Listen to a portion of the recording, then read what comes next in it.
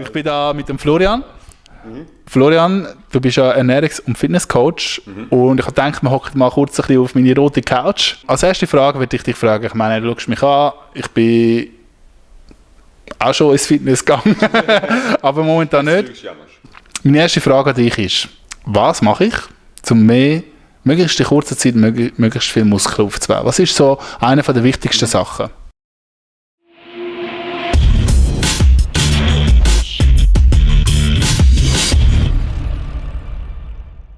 Janusz, zuerst mal merci für deine Zeit. Ich darf da sein. Das Wichtigste, was ich finde, vor allem am Anfang, die meisten Leute gehen viel zu rasant in das Ganze rein.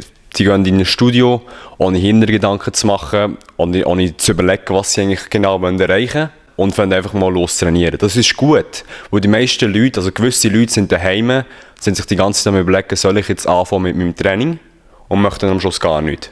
Was wichtig ist, dass ihr den Fortschritt garantiert. Was bedeutet das? Das bedeutet, wenn ihr an einem Tag 12 Liegestütze macht, dann müsst ihr schauen, dass ihr ein paar Wochen später 20 könnt oder 15.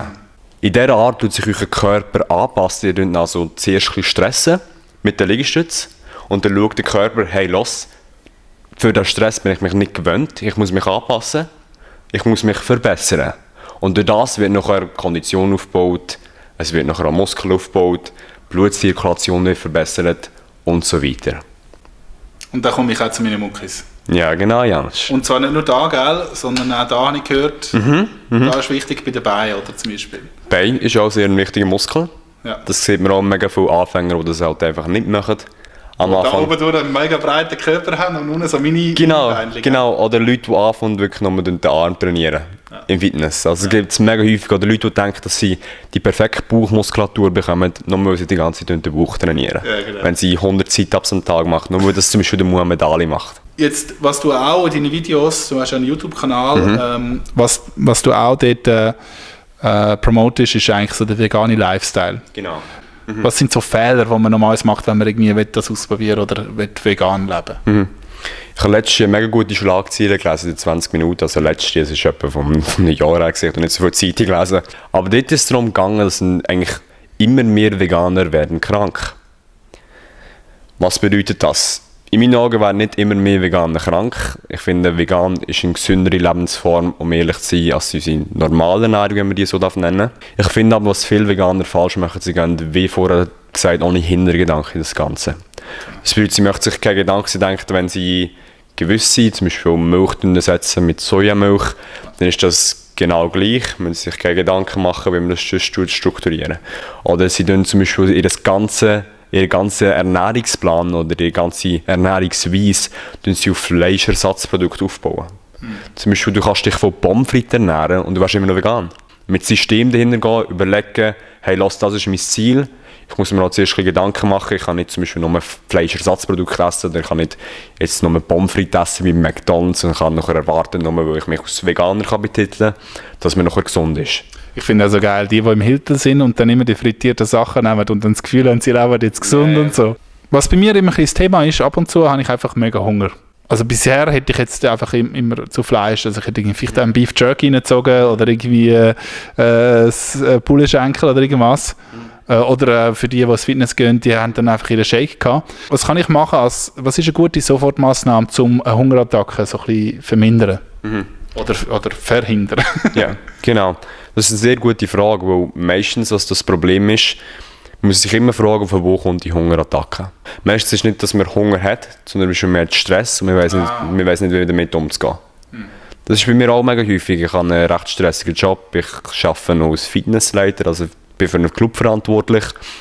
Und in der Show, man kommt heim, denkt so, hey, wir haben mega Stress gehabt jetzt bei der Arbeit.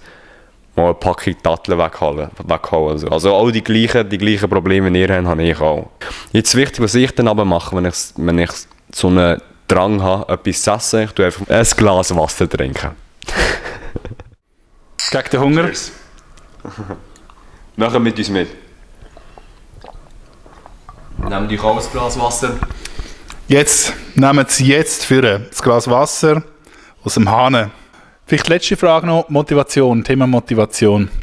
Was ist ein guter Tipp für Langzeitmotivation? Was ist so etwas aus deiner Erfahrung? Du bist ja auch Fitnesstrainer, damit die Leute auch länger bleiben und dann auch langfristig Ziele erreichen. Mega viele Leute gehen ins Center, wo ich zum Beispiel, ich tue mit ihnen so einen Beratungsbogen ausfüllen. Ist meistens mir fragt sie, wieso möchtest du das Ziel erreichen? Oder was ist dein Ziel? Muskelaufbau. Und ein guter Trainer findet man eigentlich nicht dort raus, dass er dir den besten Trainingsplan gibt, sondern ein guter Trainer, der gute Fragen stellen. Das bedeutet, ein guter Trainer fragt dich, wieso möchtest du dein Ziel erreichen? Und wenn man zum Beispiel sagt, Muskel aufbauen, zum Beispiel letztens ist so ein Typ zu mir gekommen, mega liebe sich, hat gesagt, er möchte Muskel aufbauen. Dann gesagt, ja, wieso möchtest du Muskel aufbauen? Dann gesagt, ja, ich finde, es sieht gut aus. Und wieso findest du, es sieht gut aus? Und so weiter und so weiter und so weiter. Ich habe sicher etwa 3 Mal wieso gesagt und am Schluss hat er mir gesagt, hey, lass, ich habe die eine Frau, die ich mega attraktiv finde, und sie hat gesagt, ich gehe nur mit dir raus, wenn du einen guten Körper hast. Im Ernst? Im Ernst. Also natürlich mega oberflächlich von dieser Frau. Ja, klar. Aber jetzt kann ich ihn noch viel besser beraten, und dann zeige ich ihm eine Übung. Ich sage, du machst die Übung aus dem Grund, wo du möchtest mit der Frau rausgehen. Ich tue da nicht werten, die Person. Man muss einfach genau wissen, du als Persönlichkeit, was tut dich motivieren, wieso möchtest du ins Fitness gehen? Ist es wirklich, wo du einfach ein bisschen weniger auf der Waage sehen? Oder möchtest du zum Beispiel im Sommer an den Strand gehen und denken, hey, lass, ich habe eine mega coole Figur. Was auch ein mega guter Punkt ist, den eigentlich jeder machen kann, meistens ist es besser, wenn man Ziele aufschreiben. Also eigentlich immer ist es besser, wenn man Ziele aufschreiben. Ja. Der Grund ist, der Mensch will immer konsistent mit seinen Aktionen sein. Das heisst, wenn du dir aufschreiben, du kannst deinen Kollegen erzählen, hey, lass, ich möchte 10 Kilo abnehmen. Aber nach einer Woche später denkst du, hey, eigentlich, das ist gar nicht passiert, dass ich das gesagt habe. Wenn du so wirklich notieren mit deiner Hand auf das Papier, das in auf deinen Kühlschrank heften, kleben, das Papier, dann musst du es immer anschauen. Und du schon eine Woche später hast du gesagt, hey, lass, von einer Woche habe ich mir das Ziel gesetzt, dass ich die 10 Kilo abnehme, aus dem und dem Grund, der mich motivieren. Und dann ist man auch viel eher bereit, auch mehr dafür zu machen. Und man hat es aufgeschrieben, man ist wie ein Vertrag mit sich selber eingegangen, dass man sein Ziel erreichen will. Dann danke für das Interview. Willst du noch schnell von dir erzählen, was du machst, also wer du bist, was du machst und was dein Angebot ist, wenn jetzt jemand interessiert ist, um mit dir zusammenzuarbeiten oder von deinem Angebot profitieren? Und zwar, ich bin zertifizierter Fitnesstrainer, zertifizierter Online-Trainer. Ich bin Fitness-Experte von einem der grössten Self-Improvement-Blogs, der heißt lifehack.org. Was ich anbiete, ich tue mich speziell fokussieren auf Online-Training. Das bedeutet, ich denke, man kann das Personal Training effizienter anbieten, als es jetzt im Moment ist. Man kann es auch kostengünstiger anbieten, als es jetzt im Moment ist. Meistens Personal Trainer sind mega viel Geld am Zahlen, damit sie zum Beispiel sich in ein Fitness einmieten oder zum Beispiel ein eigenes Fitness haben. Und ich finde, das muss ein Kunde nicht unbedingt übernehmen. Ich habe selber eine App, so kann ich den Kunden wirklich seine Trainingspläne, seine Ernährungspläne, seine Ernährungscoaching, die ich machen kann ich ihm direkt in seinen Kalender eintragen. Ich kann mal eintragen, hey, lass dann tust du ein Foto schicken, dann tust du lediglich das App abladen und ich kann dir so sagen, hey, lass Trainingsplan tust du dann und dann trainieren. Ich finde, es ist effizienter für den Kunden. Ich finde, der Kunde hat so viel bessere Resultate. Also wenn man sich, der persönliche Kontakt ist eigentlich nicht so nötig. Man kann so gut über Skype machen. Man kann Kunden auch sehr gut über die App eigentlich noch sagen, hey, lass, dann hast du das Training. Wieso bist du gekommen, wie ist das gegangen? Und so weiter und so fort. Okay, gut. Also ich tue unten das mal verlinken, wo ihr mehr Informationen von ihm holen könnt. Du hast ja auch noch ein gratis E-Book zu Quality Gains, oder? Was ist da, was beinhaltet das alles? Es geht um Thriving on a Vegan Diet, wie man eigentlich die vegane Ernährungsform nutzen, damit man möglichst beste Erfolge im Fitnesscenter oder im allgemeinen im persönlichen Leben und der persönlichen Weiterentwicklung. Wie man eigentlich sieht, Ernährung wie so aus Mittel, damit man das Beste aus seinem Leben holen kann.